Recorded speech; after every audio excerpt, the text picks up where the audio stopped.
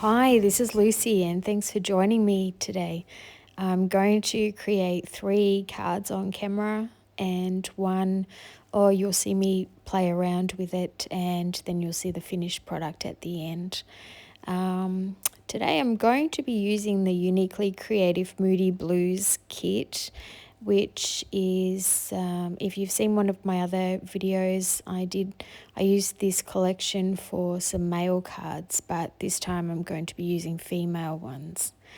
So to start with, I'm going to go over the papers because I want to give them a little bit of a tiled feel, but I think I would use the glossy accents if I was going to be doing a smaller area, because that gives it a real tiled look, whereas this is a Atelier traditional heavy gloss gel, and I've had it for a long time in my stash, so I just thought I'd get it back out again and have a bit of a go on the top and see the difference between that and the Ranger Multi-Medium matte finished one as well. So I'm going to put those to the side and let them dry a little. And then I'm going to go over this one as well with the multi-medium matte finish too. I'm actually going to put it down on a 250 GSM piece of white paper as well. I feel like this helps it to not get too bendy while it's drying. And while they are drying, I'm going to have a look at each one. This is kind of my process sometimes. I'll sketch out things beforehand before I start. Just sometimes if I have an idea in my head, and especially while this is drying, I had not much else to do, so I thought, well, I'll sit here and decide how I'm going to sort of do these cards. So I'm looking at each piece before deciding what might suit it, because I really like that Moroccan sort of style paper. And then for this one, I think it might look nice, more of a mosaic style. So I'm not going to scribble all of that in there, but that just gives me the idea of what I want to do with that one as well.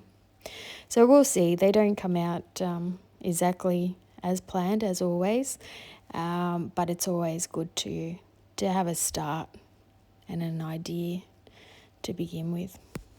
I also scribble down any other ideas that I might have along the way, so that I don't forget. If I have something in mind while I do this and then an hour later I come back to it and I might forget. So I'm also writing here that with any of the scraps left over, I could potentially make some little squares tiles as well. But I don't end up having any leftovers, really, not enough to use. Now this is almost dry, this one, so I'm just putting some tape on it, and I'm going to put it on the back as on the paper as well. This just saves it from warping. This one is still a little wet, so I'm very impatient sometimes as a crafter, and I'm going to put this down and make a quite a mess of this, but in the end it doesn't matter. So nothing has to be perfect in the process. That's the way I feel. It just makes you change your mind on some of the things that you're going to do. And also I make all of these pieces of paper larger than my card size, so that if there is any errors like that where something got stuck and now a big hole is in it, it's not really a problem, because I have some extra left over. So these are some of those foiled sentiments that I create on the computer, print them out, and then I put them through my laminator with foil, and I do have a video on how I do that, so you're welcome to have a look at that one if you want to know how. This is one of the cards I started on ages ago, I just tore some of the sheets up and popped them on here, and I liked how it looked, but I wasn't quite sure how to finish the card. So here I am, while the rest are drying, I'm just going to play around and decide, but I still hadn't got around to, like, no matter how much I keep on playing around with it, I'm still not completely happy, so I leave it again. But at the end you will see that I have finished this card, and yes, finally. So now these seem to be quite dry, the bottom one not so much, so I'll get started on the other ones. And I'm going to use some double-sided tape. This is like a 10 centimeter wide tape, so it's perfect for these sort of things, and it just didn't quite fit all over the piece of card, so I've just put a little slither of the other double-sided tape so that it's all covered. And so now it's got 2 layers to this one, plus the designer paper on the top. And so I'm just going to cut around, and I've decided to cut it into 3 centimeter. Oh, sorry, this one I haven't. I've done the Mosaic, so I'm being very careful to keep them in the right order. But at the start, when I put this piece of paper onto the white paper, all I did was use 3 strips of fairly wide tape, but it wasn't wide enough. So when I'm taking these off, some of them don't have any tape to the second layer, and so I've had to glue them on. But it's not a problem as long as I know which one goes with which. So I've just created that, and I'm going to start sticking it down to a card. I go over most of it with this wide tape, and I'm going to be putting glitter in between so that it looks like the grout part of it will be filled with glitter. It's very hard to see it on screen afterwards, and in my photos I do a close-up, but yeah, it's very tricky, but it comes out really nice in the end. So the main thing that I'm doing here is trying to line up those ones in the center, that center line, because that's going to make a big difference to the card if they're uneven. And the top portion of it I didn't do completely even, and I haven't stuck them down completely until they're all there and I'm happy with it. That way then I could move things around, but I didn't notice that it wasn't even until looking at the camera and afterwards. So it doesn't matter, I fill it with glitter and all is good. So again, I'm just popping these down. I'm a little bit more confident with these ones to sort of stick them down a bit harder right from the start, I guess because it's a bit of a smaller area. And any of those little bits that didn't have the double-sided tape on them, I'm just giving them a little bit of glue to make sure that they stay. This paper, because it's the designer paper and then 2 pieces underneath that of fairly thick paper, these have ended up quite thick and really good to stand out above the card itself. I'll add some glitter foam here. I'm just doing 2 little strips, and so that's going to really match up well with the white glitter that I'm going to be putting in as the grouting, and so it gives it kind of a finished look. So I'm just adding a generous amount of the glitter so that you can move it around, and then I have 2 pieces of scrap paper underneath, one to catch all the extra bits, and then when I pick it up to put it back into the glitter container, I've got the other one underneath because I'm always a little bit messy, and that way if any gets onto the next sheet, it's fine. They're all scrap paper, rather than getting it all over the table, which takes a little longer to clean. Although here you'll see that afterwards I brush it off and it goes all over the table anyway. But this glitter that I used is Express It, and it's pretty good actually. It doesn't stick to everything, whereas some of them really do. I'm using my ruler just to make sure that it's straight. I just find that sometimes when you're using foam and it's very slim parts like this, it can quite easily not be straight and can have an issue. So where I felt like it was uneven there, I've just going to add some extra glitter to it, and then it won't matter that it's not completely straight.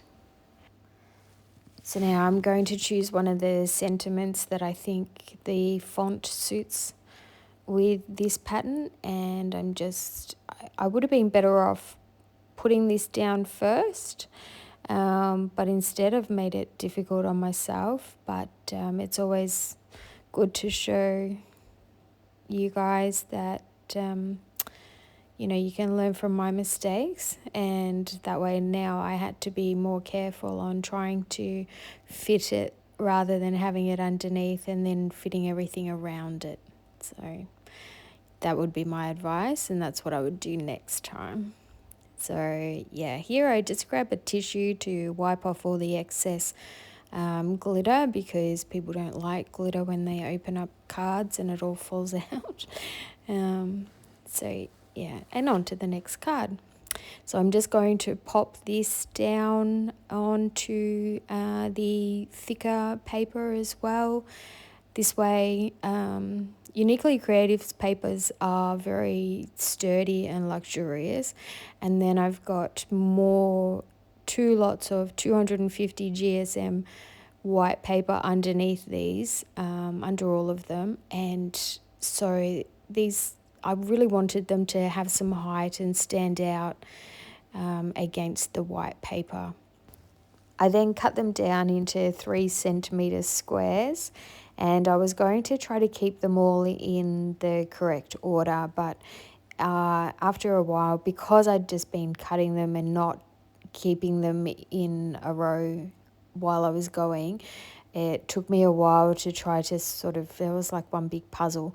So in the end, after 5 minutes, I'd had enough, and I just decided to pop them on randomly, and I actually prefer this look anyway, so I was really quite happy with the mistake, and yeah, it turns out okay. So I was just gluing all of those on and cutting around them at the back, and then I'm going to add lots of fussy bits. I'm just going to have a look and see what looks nicest, and then I know the background is quite busy, and sometimes they say if the background's busy, you should not put too much on, and vice versa. If it's a plain background, you should add a lot. But I don't always tend to go by the rules, because sometimes I think it's more by sight and what you like yourself. So if you think that it looks nice a certain way, even though it's not in threes, or it's not following the general rules, don't worry about it. You just you do you. I do me. And as long as I'm happy with it at the end, I really don't mind if I haven't followed rules. So I'm just curling up the butterfly wings, and and then finding a sentiment that suits as well. So I'll pop that one down as well. And this card is, yes, very busy, but do you like it? I quite like it. It's something a bit different. So I'm hoping again that I've given you some ideas. These are actually vellum cuts, and look how easy. It's pretty easy. You roll it. Um, yeah, and then it just comes off the backing and you stick it straight on. They're beautiful. I really love using those, and Uniquely Creative have a lot of them.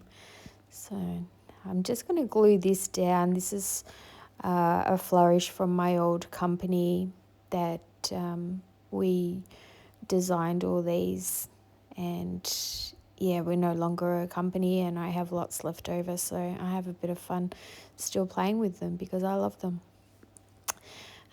So that's an old flower as well, so I'm getting to use up some of my stash, and the leaves are also from my old company too, and they're one of my favorite products, as well as the Uniquely Creative kits, of course.